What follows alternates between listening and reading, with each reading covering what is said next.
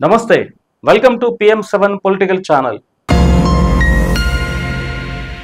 April 22వ తేదీన పహల్గాంలో సామాన్యులైన హిందువులపై జరిగిన ఉగ్రమూకల చర్యలు అమానుషం. ఈ చర్యల వెనుక ఎవరున్నారనేది అందరికీ తెలిసిన విషయమే. తనకు తానుగా అభివృద్ధి చెందడం చేతగాని పాకిస్తాన్ తన పక్కన శరవేగంగా అభివృద్ధి చెందుతున్న భారత్ను చూసి దాదాపు 70 సంవత్సరాలకు పైగా ఓర్వలేక తన ఉగ్రమూకలతో సాగిస్తున్న హీనమైన చర్యలు ఇవి.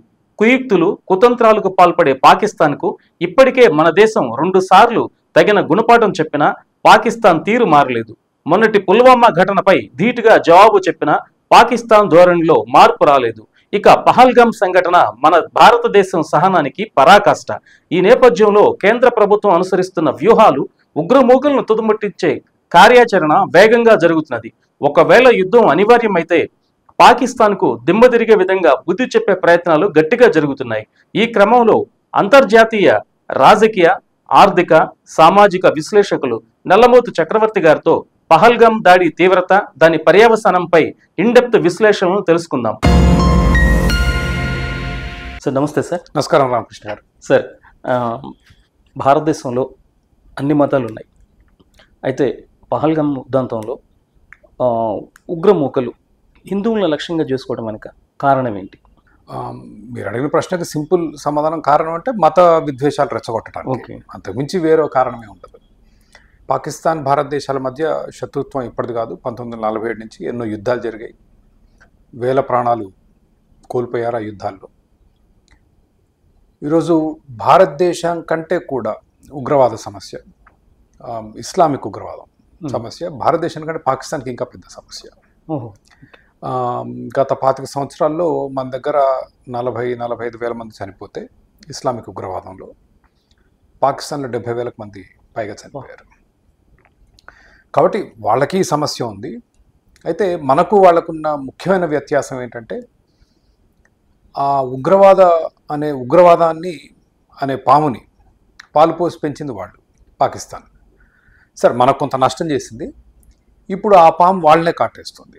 సో దాన్ని ఎట్లా ఎదుర్కోవాలి అనేది వాళ్ళకి చాలా పెద్ద సమస్య. ఇప్పుడు ఎన్ని బాంబింగ్స్ అవుతున్నాయి మీరు చూసారు. బెనజీర్ భుట్టోను కూడా చంపింది ఉగ్రవాదులే కదా.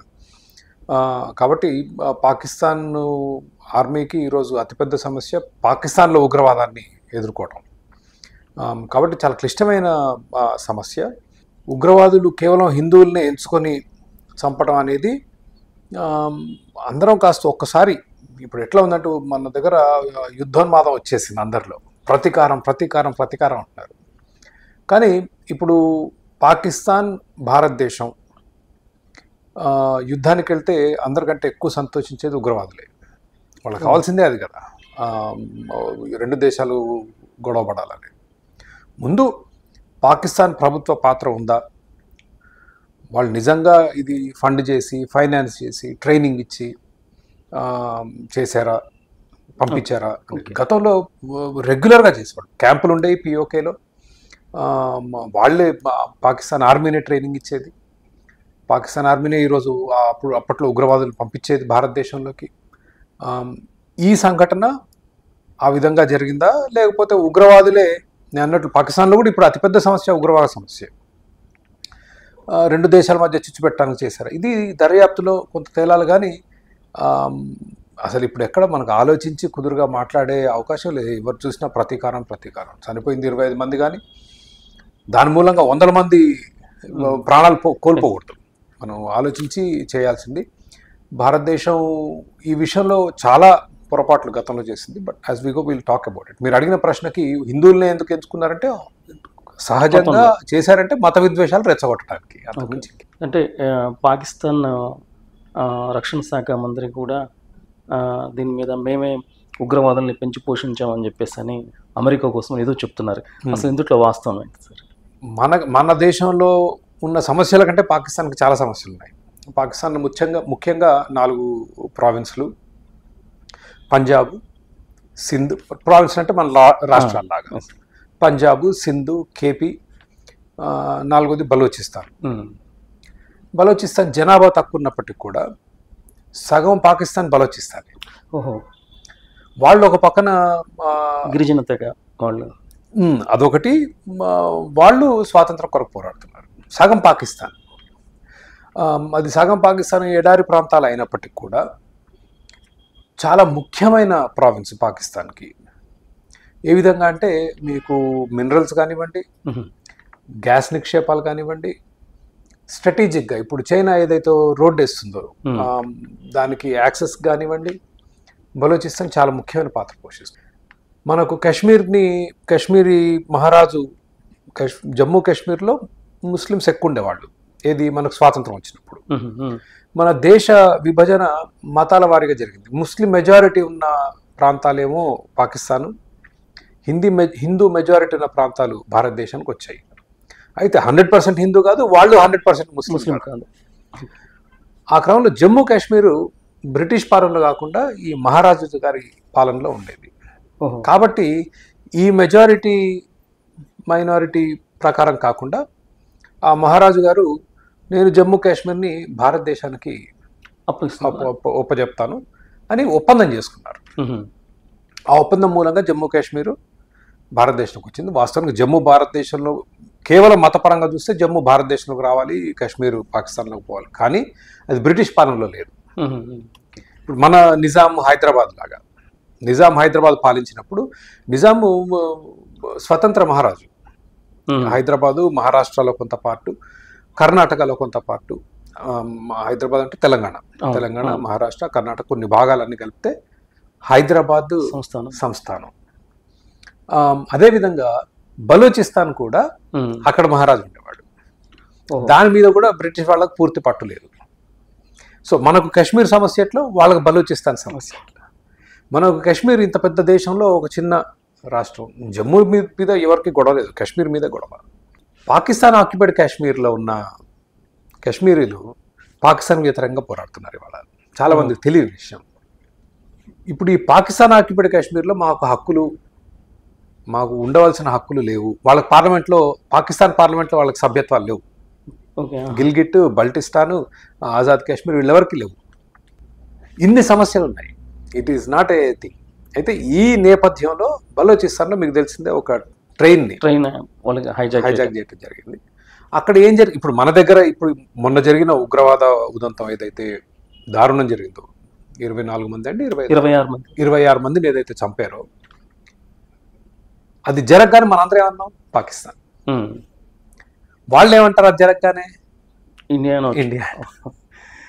ఇది సహజంగా ప్రజల్లో ఉన్న చాలా కాలంగా రెండు దేశాల మధ్య ఉన్న శత్రుత్వం మూలంగా అక్కడ ఏం జరిగినా వాళ్ళు మన మీద వేస్తారు, మన దగ్గర ఏం జరిగినా మనం వాళ్ళ మీద వేస్తాం. కుదురుగా కూర్చొని అసలు ఏం జరిగింది అన్నది లేదు. యుద్ధం అనేది మొదలుపెట్టడం చాలా సులువు. మొదలు పెట్టిన తర్వాత దానివల్ల జరిగే ప్రాణహాని అపారం. ఈ టెర్రరిస్ట్ యాక్ట్లలో దానికి పరిష్కారం ఫుల్ స్కేల్ యుద్ధం కాదు, కన్వెన్షనల్ వార్ అంటారు కదండి. రెండు దేశాల సైన్యాలు సరిహద్దుల్లో మోహరించి ఎవరిని ఎందుకు చంపుకుంటారో ఎవరికి తెలియదు, అందుకే చంపుకోవటమే కదా. And this is where I feel భారతదేశం 1947 నుంచి మనం ఈ ఉగ్రవాద సమస్యను ఎదుర్కొంటున్నాం. ఈరోజు కూడా మనం సరైన పరిష్కారం ఎట్లా ఎదుర్కోవాలి ఈ ఉగ్రవాదాన్ని అన్న పరిష్కారం లేదు. అంతేగాని ఈ ఫిరంగులు తీసుకుపోయి, బోఫోర్స్ గన్నులు తీసుకుపోయి, ప్లేన్లు తీసుకుపోయి ఒకరి మీద చచ్చిపోతాం. కానీ మీరు టెర్రరిజం పోదుగా. ఇప్పుడు మనకు బాలకోట్లో మనం సర్జికల్ స్ట్రైక్ చేసాం, ఏమైంది? It doesn't really solve.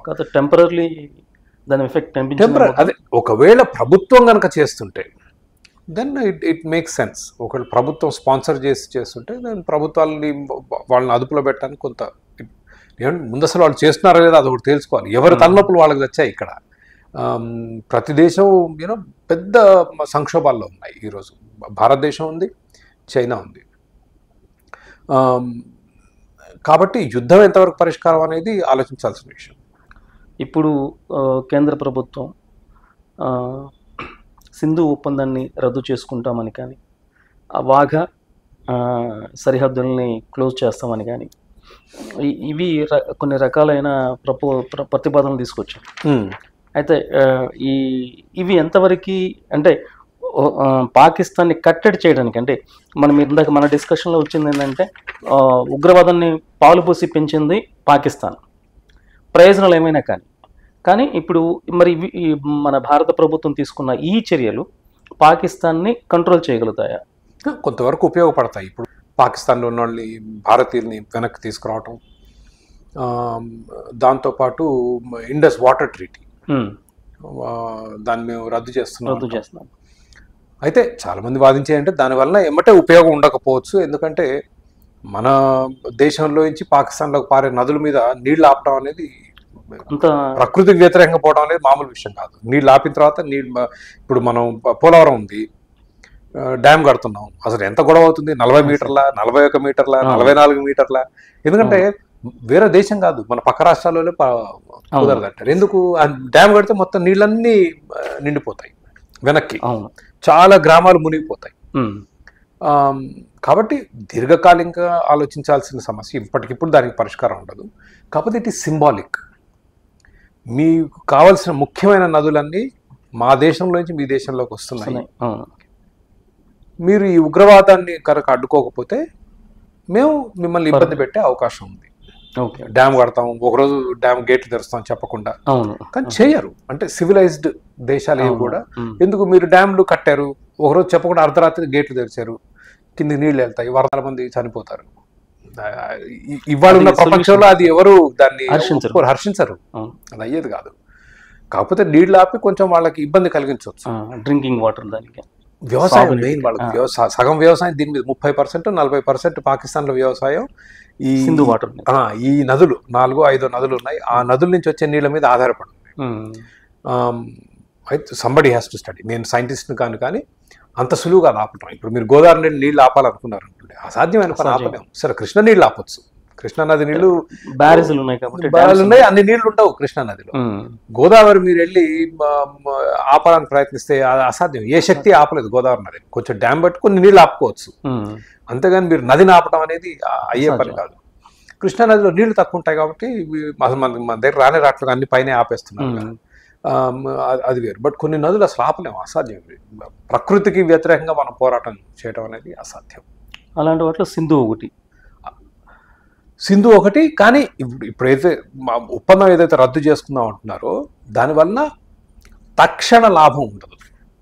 It will only send A signal saying మీరు కూడా మా మీద ఇట్లా ఆధారపడి ఉన్నారు కాబట్టి జాగ్రత్త అని చెప్పడానికి మాత్రమే ఒక ఇండికేషన్. కాకపోతే వాళ్ళ ప్రజల్లో ఇప్పుడు సోషల్ మీడియా వచ్చేసింది కాబట్టి ప్రభుత్వాల మీద కూడా చాలా ఒత్తిడి ఉంది. ఇంకొకటి, మోడీ గారి ప్రభుత్వం ఎప్పుడు కూడా చాలా దేశ భద్రత విషయంలో కాంగ్రెస్లో అనేక వైఫల్యాలు ఉన్నాయి. మేము దేశ భద్రతకు వస్తే మేము చాలా టఫ్, మేము ఎదుర్కొంటాం శత్రువుల్ని, మేము లొంగం, అపీజ్మెంట్ అంటే బుజ్జగింపు ధోరణి ఉండదు మా దగ్గర అని అన్నారు కదా.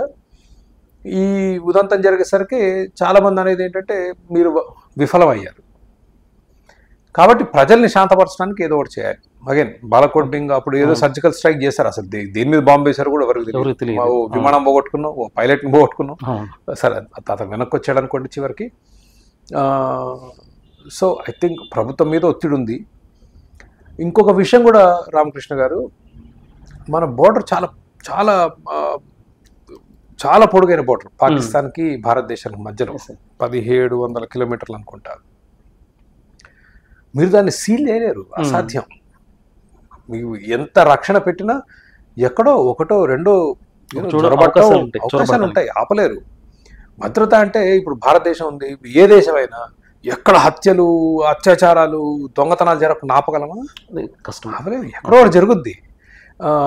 సో మన ప్రభుత్వాల మీద మనం ప్రభుత్వం విఫలమైంది అని మనం గొడవ చేయడం కన్నా చాలా సంవత్సరాలుగా actually it is been quite peaceful. Modi గారు ఆర్థిక విధానాలను నేను ఎంత గట్టిగా వ్యతిరేకించినప్పటికీ కూడా ఈ విషయంలో they track record is good.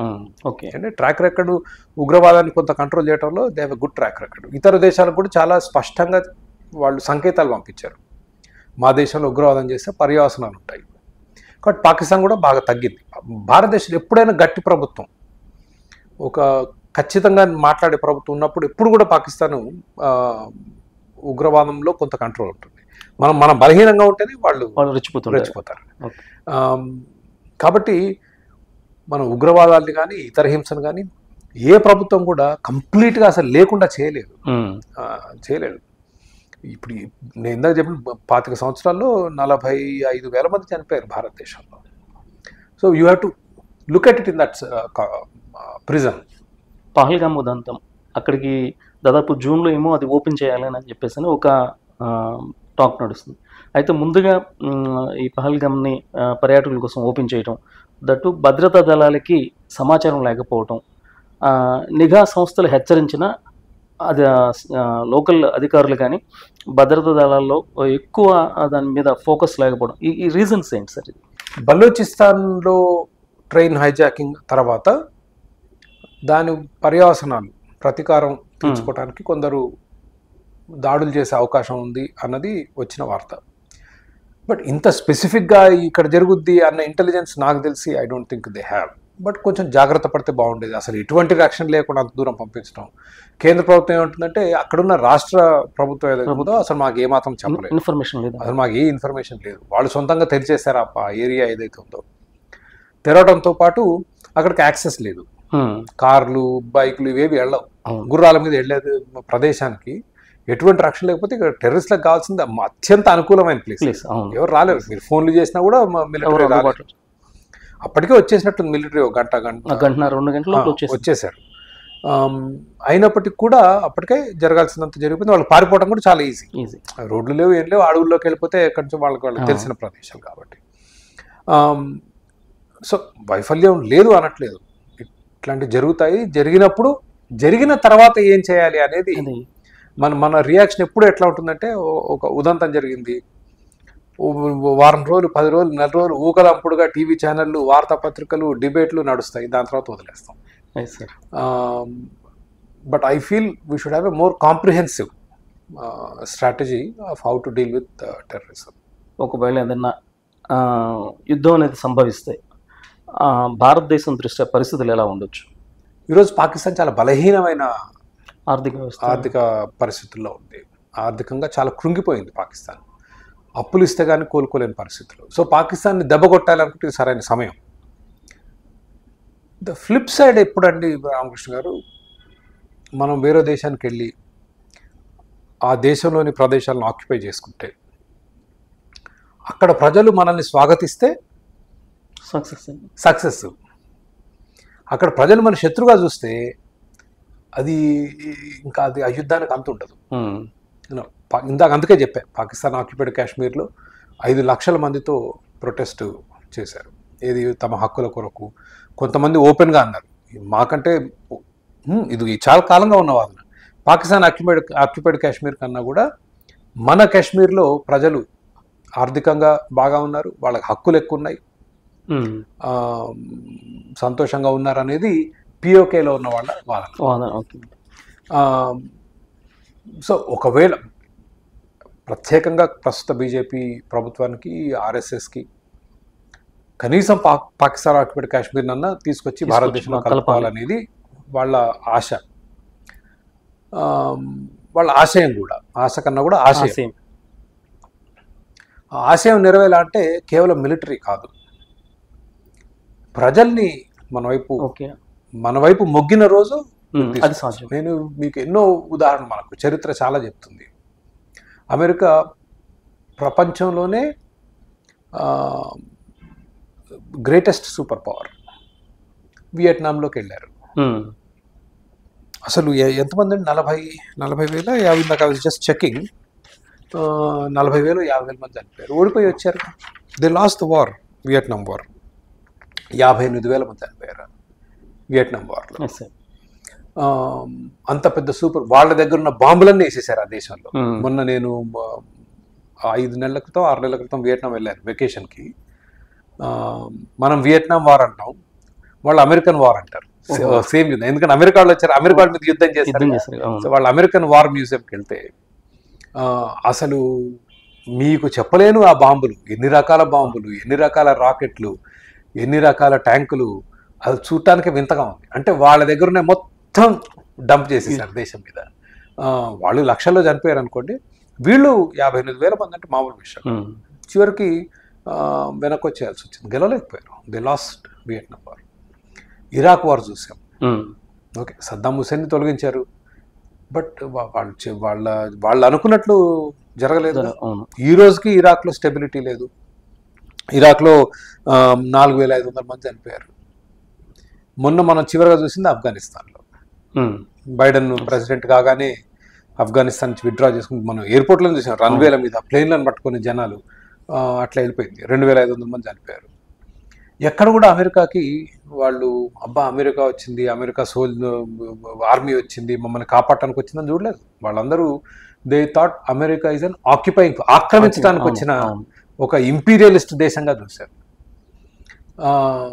కాబట్టి మీరు ఎన్ని బాంబులున్నా, ఎంత ఆర్థిక శక్తి ఉన్నా, ప్రజలని మీ వైపు ఎప్పుడైతే తిప్పుకోలేరో, ఆక్యుపై చేసినా దానివల్ల పెద్ద లాభం ఉంటుంది. మనం ప్రాణాలు పోతూనే ఉంటాయి ఎన్ని సంవత్సరాలు ఉన్నా. No, that is what is happening in Balochistan.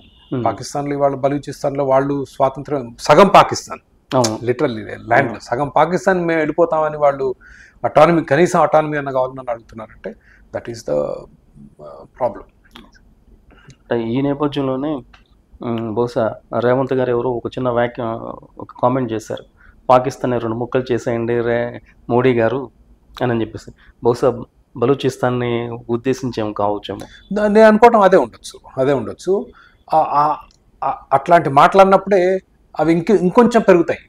ఏది ఈ అనుమానాలు, భారతదేశం చేయిస్తుంది అనే అనుమానాలు ఏవైతే ఉంటాయో ఇంకా ఎక్కువ అయ్యే అవకాశం. బలూచిస్తాన్ తోటి మనకేం పని, అది ఎక్కడో పాకిస్తాన్, మనకు అసలు మన బోర్డర్ కూడా కాదు. కాబట్టి ఐ థింక్ మనం కాస్త జాగ్రత్తగా ఉంటేనే మంచిది. మనకు ఉన్నది పెద్ద సమస్య కాశ్మీరీ ప్రాబ్లం.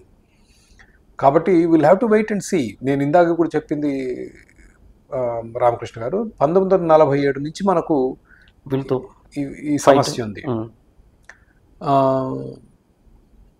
ఇవాళ 2025. ఈ రోజు కూడా మనకు పాకిస్తాన్ నుంచి వచ్చే ఉగ్రవాదాన్ని ఎదుర్కోవటానికి సరైన స్ట్రాటజీ లేదు. ఏదో బాంబులు వేస్తాం, సర్జికల్ స్ట్రైక్ అంటాం, ఇదంటాం అదంటాం. వాడు దావుద్ ఇబ్రాహిం శుభ్రంగా రోడ్ల మీద తిరుగుతుంటాడు, పాకిస్తాన్ ఉంటాడు, పెళ్లిళ్ళకి పోతాడు. అట్లా చాలా మంది ఉన్నారు టెర్రరిస్టులు అక్కడ. కొందరు పబ్లిక్గా ఉపన్యాసాలు ఇస్తుంటారు, మన దగ్గర చంపిన వాళ్ళు, ప్లానింగ్ చేసిన వాళ్ళు, బాంబేలో అటాక్స్ ప్లాన్ చేసిన వాళ్ళు, మనకు విమానం హైజాక్ చేసి కండహార్ తీసుకుపోయిన వాళ్ళు. We don't have a plan. ఏమొచ్చింది మన ఇక్కడి నుంచి వాళ్ళ మీద 100 బాంబులు వేసి, వాళ్ళు మన మీద 100 బాంబులు వేసి, వాళ్ళే అక్కడ శుభ్రంగా తిరుగుతున్నారు. And what I'm saying is we should have come up with a better system of, వాళ్ళు ఎట్లా మన దేశంలోకి వస్తున్నారుగా, మన జనాలు చంపుతున్నారుగా, we should also go in and at least ఇప్పుడు ఎవరైతే చేశారో నేరా, దావుద్ ఇబ్రాహిం లాంటి వాడిని చంపడానికి ఎన్ని సంవత్సరాలు పట్టుతుంది మీకు? That is a better approach. తప్పు చేసిన వాడిని శిక్షించాలి. ఒక న్యాయ వ్యవస్థ ఈ రోజుకి లేదు. విదేశాల్లో ఉన్న టెర్రరిస్టులని, ఇప్పుడు ఒసామా బిన్ లాదెన్ ఉన్నాడండి, శుభ్రంగా వచ్చి పాకిస్తాన్లో చంపేయలేరుగా. ఓకే, మన దేశంలో హైదరాబాద్లో బాంబులు వేశారు, ఎన్ని పాకిస్తాన్ ఒరిజినేగా. బెంగళూరులో వేశారు, రైట్. హైదరాబాద్లో మనకు గోకుల్ అయింది, మళ్ళీ దిల్సుఖ్ నగర్ దగ్గర ఒకటి అయింది, సాయిబాబా టెంపుల్ దగ్గర అక్కడ ఒకటి అయింది. కర్ణాటకలో అయినాయి. బాంబే, ఢిల్లీ అయితే అసలు భారీ. మన దేశం శుభ్రంగా ఎక్కడ పడితే అక్కడ చేస్తున్నాడు. మనకు తెలుసు, చాలా కొన్ని దర్యాప్తు జరిగిన తర్వాత ఎవరు దీని వెనుకుందనేది తెలుసు, వాడు ఎక్కడున్నాడో తెలుసు. బట్ మనకి ఈ రోజుకి వ్యవస్థ లేదు. వాళ్ళు మన దేశానికి అంత విచ్చలవిడిగా వచ్చి ఎవరిని పడితే చంపినప్పుడు మనం పోవటం తప్పే ఉంది. మన చట్టాలు దానికి సహకరించాలి, మన దగ్గర న్యాయ వ్యవస్థ ఉండాలి. న్యాయ వ్యవస్థలో దానికి మన దగ్గర చంపి విదేశాల్లో పోయి దాక్కున్న వాళ్ళని తీసుకొచ్చే వ్యవస్థ ఉండాలి. ఇప్పుడు అమెరికా లాంటి దేశాలతో ఎంలాట్ అనే ఒక అగ్రిమెంట్ ఉందండి. ఎంలాట్ అంటే క్రిమినల్ అని మనం ఆధారాలు చూపిస్తే అమెరికా పంపించేస్తుంది. మన మిత్ర దేశాలు కాబట్టి. అట్లాగే అమెరికాలో నేరం చేసి వచ్చి భారతదేశం దాక్కున్నాడు అనుకోండి, అమెరికా వాళ్ళు దర్యాప్తు చేసి ఎంలాట్ ప్రకారం, ఇప్పుడు అదానికి సమన్లు ఇచ్చారు అమెరికా వాళ్ళు, ఎంలాటే. అమెరికాలో కేసు వేసారు కదా, కేసు వేసి అమెరికా కోర్టు సమన్లు ఇష్యూ చేసింది అదానికి. చేస్తే ఆ సమన్లు భారతదేశానికి వచ్చాయి. ఏ చట్టం, ఏ ఒప్పందం ప్రకారం? ఎంలాట్, MLAT, mutual, I don't know what it stands for. MLAT అనేది ఒప్పందం 2 దేశాల మధ్య. అట్లా చాలా దేశాల మధ్య ఉంటాయి, కానీ పాకిస్తాన్ తోటి ఉండదు కదా. ఉండనప్పుడు మనం ఏం చేయాలనేది మనకు కొంత clarity. That is what I'm saying. ఒక ప్లాన్ మనం మొదటి నుంచి కూడా మా దేశం మీద దాడి చేసిన వాళ్ళు వదిలిపెట్టం. ఇజ్రాయెల్ చేసినట్లు. Yes. ఎక్కడున్నా వేటాడి అంతమొందిస్తాం అనేది నా అభిప్రాయంలో బెటర్ స్ట్రాటజీ. బికాస్ నేరం చేసిన వాళ్ళనే కదా మీరు. ఇప్పుడు 10 మంది ఉగ్రవాదులు వచ్చారు, 25 మందిని చంపారు, పారిపోయారు. మన సైన్యం చేసింది లేదు, వాళ్ళ సైన్యం చేసింది, మనం వాళ్ళ మీద బాంబులు, వాళ్ళు మన మీద బాంబులు వేసుకోవటం అనేది I feel is not right. కానీ ఈ విషయం ఎవరితో అంటే ఇప్పుడు ఎమోషన్స్ ఎట్లా ఉన్నాయంటే అసలు జనాలు బూతులు తిట్టేస్తున్నారు. But one other thing we unit remember is Pakistan ప్రజాస్వామ్య దేశం కాదు. ఏదో మాట వరుసగా ప్రజాస్వామ్యం, ఏదో ఎన్నికలు పెడతారు, ప్రైమ్ మినిస్టర్ వస్తాడు, కానీ పాకిస్తాన్ పాలించింది పాకిస్తాన్ మిలిటరీ. పాకిస్తాన్ మిలిటరీని వ్యతిరేకించి ఏ ప్రజాస్వామ్య నాయకుడు కూడా మనుగడ సాగిస్తాడు. పాకిస్తాన్ తోటి ఉంది ఇవాళ. పాకిస్తాన్కున్న అతిపెద్ద శక్తి న్యూక్లియర్ వెపన్. అవును సార్. నేను మొన్న ఒక టీవీ ఛానల్ ఇదే విషయం చెప్తే, వాళ్ళకే ఉందా, వాళ్ళకంటే మనకు 10 ఇంతలు ఎక్కువ ఉంది, కానీ మన ప్రజాస్వామ్యం, మన ప్రాణాలకు విలువిస్తాం. మిలిటరీ వాడికి ఏముండదండి, వాడికి ఎన్నిక లేదు, ఏమీ లేదు కదా. ఇప్పుడు మొన్న పాకిస్తాన్ ఆర్మీ చీఫ్ మాట్లాడాడు మొన్న, మాది ముస్లిం దేశం, ఇది హిందూ దేశం, కాశ్మీర్ మొత్తం మేము తీసుకుంటాం. భాష, అట్లాంటి భాష మనకు అసలు ఆశ్చర్యం. ఒక ఆర్మీకి హెడ్గా ఉన్న వ్యక్తి ఇటువంటి భాష మాట్లాడతాడని అంటూ పెద్ద పెద్ద నినాదాలు ఒక పొలిటీషియన్ ఇచ్చినట్లు ఇచ్చాడు స్పీచ్. బట్ ద పాయింట్, అతన్ని ఎన్నుకునే వాళ్ళు లేరు, అతన్ని తీసేసే వాళ్ళు లేరు. కాబట్టి చర్యలు ఉండవు. వాళ్ళకి ఏం భయం కూడా ఉండదు. సో మనం ఆన్ ద అదర్ హ్యాండ్ ప్రజాస్వామ్య దేశం, ప్రజల ప్రాణాలకు విలువ ఇచ్చే దేశం. కాబట్టి మన దగ్గర న్యూక్లియర్ వెపన్ ఉండటంతో వచ్చే ప్రమాదం చాలా తక్కువ, వాళ్ళ న్యూక్లియర్ వెపన్ తోటి ప్రమాదం ఎక్కువ. కాబట్టి మరీ దూకుడుగా వెళ్ళి యుద్ధాలు ప్రకటించడం కన్నా నేను చెప్పినట్లు షుడ్ బి మోర్ స్ట్రాటజిక్. వాళ్ళు మన దేశంలో చొరపడి అడ్డగోలుగా చంపుతున్నారు. మనం ఎవరు, మన అమాయకులు చంపడం అవసరం లేదు, అమాయకులు చంపనట్లేదు. ఒక న్యాయ వ్యవస్థ, ఒక జ్యుడిషియల్ సిస్టము, ఒక చట్టాలు, దానికి తగ్గ చట్టాలు రాసుకుని. ఈయన అబ్సెంట్, దావూద్ ఇబ్రాహిం పాకిస్తాన్లో ఉన్నాడు. దావూద్ ఇబ్రాహిం లేకుండానే మనం ఇక్కడ ప్రాసిక్యూట్ చేస్తాం. ప్రభుత్వ దర్యాప్తు అధికారులు వెళ్ళి జడ్జి ముందు వాదిస్తే జడ్జి శిక్ష వేస్తాడు. ఓకే, దావూద్ ఇబ్రాహిం తప్పు చేశాడు, మన చట్టాల ప్రకారం అతన్ని మీరు శిక్షించాల్సిందే, తీసుకురండి అనేది మన చట్టం, మనం చేసుకుంటాం. అది మనం చేయాల్సింది. చేస్తే దానివల్ల కొంత భయం ఉంటుంది, కొంత జరిగిన తప్పుకు న్యాయం జరిగినట్లు ఉంటుంది. చేసిన వాడిని, ఎవరైతే ఇట్లాంటి దుర్మార్గాలు చేశారో వాళ్ళని వాళ్ళ వెంట వెళ్తే it is a right way of pursuing. ఇప్పుడు ఇజ్రాయెల్, మీకు ఒలింపిక్స్లో అండి, జర్మనీలో ఒలింపిక్స్లో ఇజ్రాయలీ నుంచి వచ్చిన ఆటగాళ్ళని చంపేశారు. ఎంతమందో గుర్తులేదు, 10 మందినో 15 మందినో. This is long back, 1970s I think. Israeli ఆటగాళ్ళని చంపేస్తే ఒక్కొక్కరిని they hunted down everybody. Israeli ఆటగాళ్ళని చంపిన వాళ్ళు అందరిని చంపేసింది Mossad. So that kind of approach ఇవాళ నా అభిప్రాయంలో భారతదేశం ఆ దిశగా ఆలోచించాలి. కానీ కన్వెన్షనల్ వార్ఫేర్ ఏంటి, ట్యాంకులు, యుద్ధ నౌకలు, విమానాలతో యుద్ధాలు చేస్తే అంత ఈ ఉదంతంతో సంబంధం లేని వాళ్ళందరూ చచ్చిపోతారు. And I feel that is not the right way to go about. అంటే ఇప్పుడు పాకిస్తాన్ ఆర్థికంగా చాలా క్రైసిస్లో ఉంది కదా సార్. ఇలా యుద్ధాన్ని ప్రకటించేసి ఒక అడుగు ముందుకేయటం ద్వారా ఒక ఒత్తిడి తీసుకొచ్చి ఆర్మీని ఏమైనా కంట్రోల్ చేసే అవకాశం ఉందా? ఎవరు కంట్రోల్? పాకిస్తాన్ ఆర్మీని. ఎవరు? ఇండియా. ఇలాంటి ప్రెషర్ ఇండియా తీసుకొచ్చేసి పాకిస్తాన్ ఆర్మీని మనం కంట్రోల్ చేయడం అనేది ఐ డోంట్, అంటే ఒత్తిడి పెట్టడం. అదే, సో ఈ అవకాశాన్ని ఉపయోగించుకొని ఏం చేస్తారనేది చూడాలి. వాళ్ళు బలహీనమైన వికెట్ మీద ఉన్నారు ప్రస్తుతానికి, ఎక్కువ రోజులు యుద్ధం చేయలేరు. మీరు దాన్ని ఎంత సాగదీస్తే అంత కష్టం అవుద్ది వాళ్ళకి. యుద్ధాలకి ప్రత్యేకంగా కావాల్సింది ఫారిన్ ఎక్స్చేంజ్. ఏం కొనాలన్నా బయట నుంచి ఆయిల్ కొనాలన్నా, ఏది కొన్నా డాలర్. కాకపోతే వాళ్ళకి చైనా కొంత సపోర్ట్ చేయొచ్చు, వాళ్ళకి సపోర్ట్ చేసే అవకాశం ఉంది. కాకపోతే అంతర్జాతీయంగా బాగా బలహీనమైంది పాకిస్తాన్ ఈరోజు. విదేశాలు, ఇతర దేశాలు, అమెరికా కానీ, ఇతర యూరోపియన్ దేశాలు కానీ, రష్యా కానీ, ఇప్పుడు అమెరికా రష్యా 2 మిత్ర దేశాలు అయిపోయాయి ట్రంప్ వచ్చిన తర్వాత. అమెరికా రష్యా 2 ఒకవైపు ఉండి, రష్యా మనకు 100% మనకు సపోర్ట్ చేయాల్సిందే, పాకిస్తాన్ సపోర్ట్ చేయాలి. అమెరికా మనకు దాదాపు 70-80% చేస్తుంది. ఇప్పుడు మారిన జియో పొలిటికల్ సిచ్యువేషన్లో అమెరికన్ ఫారిన్ అఫేర్స్లో ఇంకా కూడా పాకిస్తాన్ అంటే కాస్త అభిమానం ఉన్న వాళ్ళు, పాత తరం వాళ్ళు ఉన్నారు. ఎందుకంటే మనం సోవియట్ యూనియన్ వైపు ఉన్నప్పుడు వాళ్ళు అమెరికా వైపు ఉన్నారు. సో ఆ తరం వాళ్ళు కొంతమంది ఉన్నారు. సో కొంత పాకిస్తాన్కి ఇప్పటికీ సానుభూతి చూపించే వాళ్ళు కొందరు ఉన్నారు. Then China is there. కాబట్టి నేను అనుకుంటాం యుద్ధం దాకా పోదు, కొంచెం దాడులు అవి చేసుకుని దాని తర్వాత. అంటే ఇప్పుడు మనం మాట్లాడుకున్నాం రష్యా, అమెరికా అని చెప్పేసి, అసలు ప్రపంచ దేశాల ఒక విజన్ ఎలా ఉంది అంటే ఈ సిచ్యువేషన్ మీద? ఇప్పుడు ఈ సిచ్యువేషన్ మీద అంటే పాకిస్తాన్ మీద బాగా వ్యతిరేకత ఉంది ప్రపంచవ్యాప్తంగా, అసలు దాంట్లో రెండో ఆలోచన లేదు.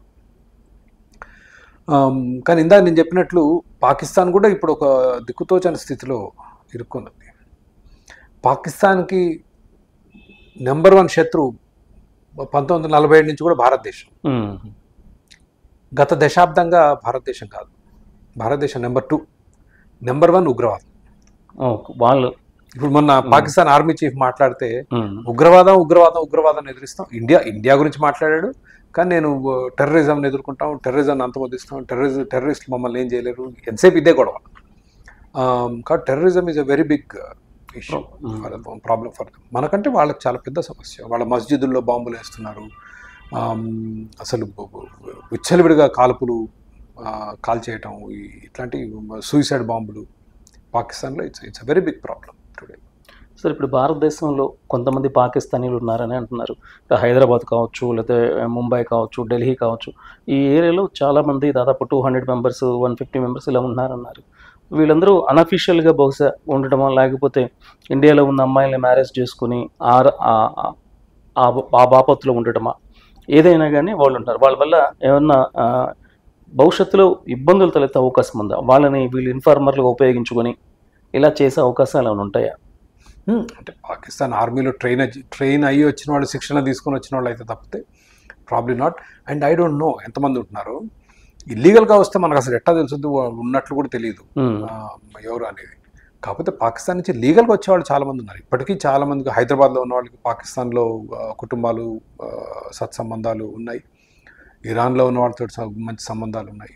ఇరాన్కి హైదరాబాద్కి ఎప్పటి నుంచో ఉంది, కుతుబ్ షాల కాలం నుంచి, నిజాం కాలం నుంచి రిలేషన్షిప్స్ ఉన్నవాళ్ళు చాలా కుటుంబాలు ఉన్నాయి.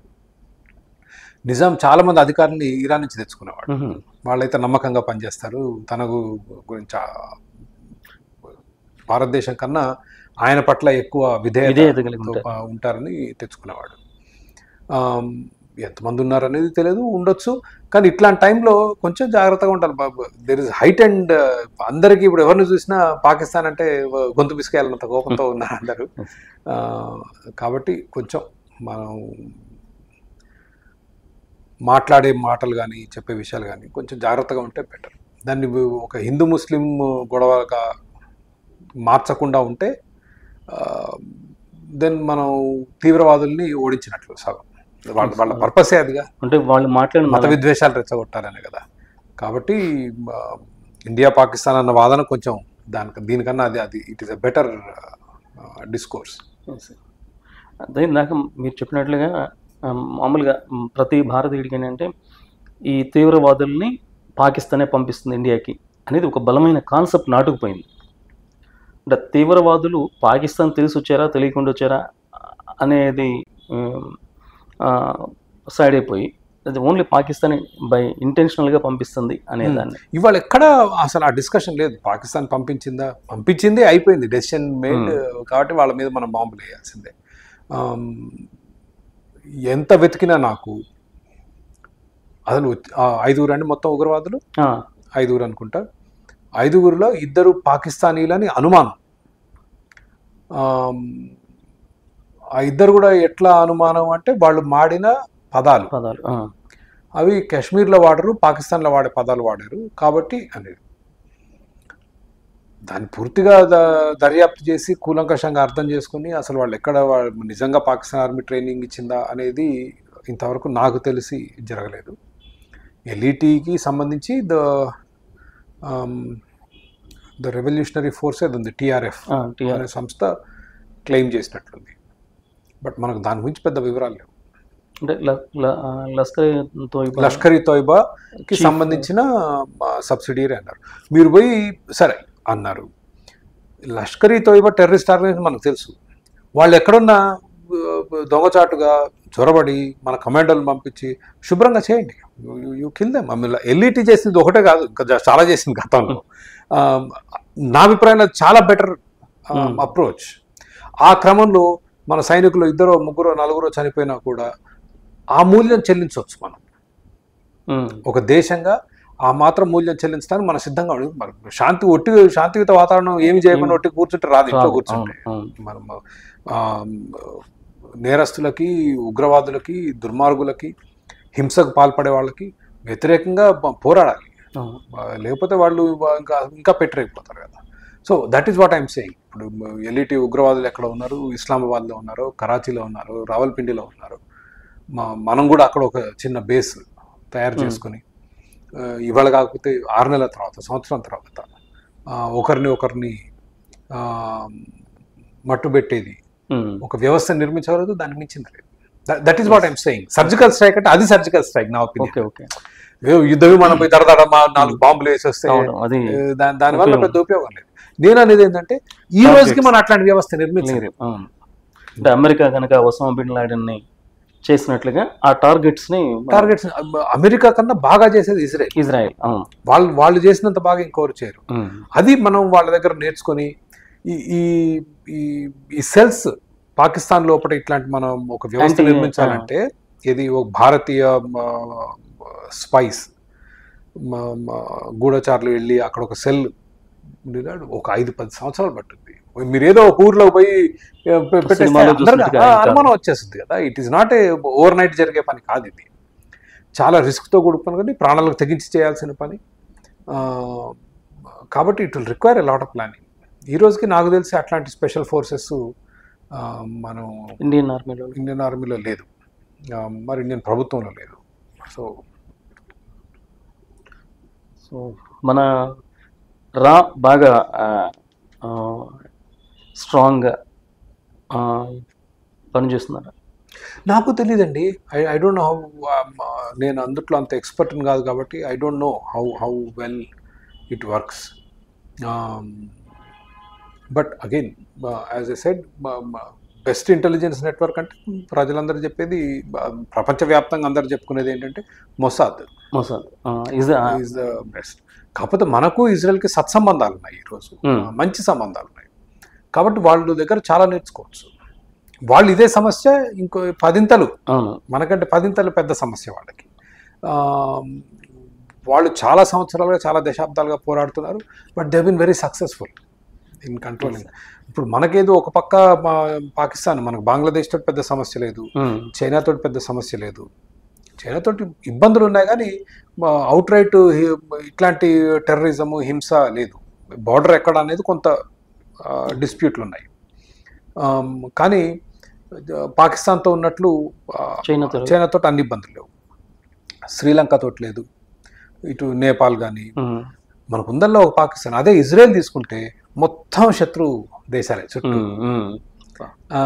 చిన్న దేశం మధ్యలో. సో వాళ్ళు it is not an easy thing. So they are always they have the best defence.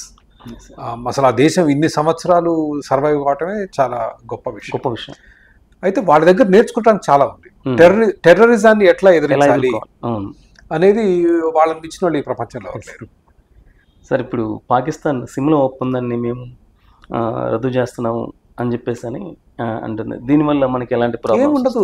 ఇందాక మీరు ఇండస్ వాటర్ ట్రీటీ మనం రద్దు చేస్తాం. ఏం చేస్తాం? రాత్రి డ్యాములు కట్టలేము, నీళ్ళు ఆపలేము. వాళ్ళు సిమ్లా ఒప్పందం రద్దు చేశారు. బంగ్లాదేశ్ యుద్ధం జరిగినప్పుడు చేసుకున్న ఒప్పందం అది. బంగ్లాదేశ్ తీసుకుంటుందా పాకిస్తాన్? దాంతో పాటు ఆ ఒప్పందంలో మన ఇప్పుడు ఎల్ఓసి ఉంది కదా, లైన్ ఆఫ్ కంట్రోల్, అది యాజ్ ఇట్ ఈస్గా 2 పక్షాలు గౌరవిస్తాయి.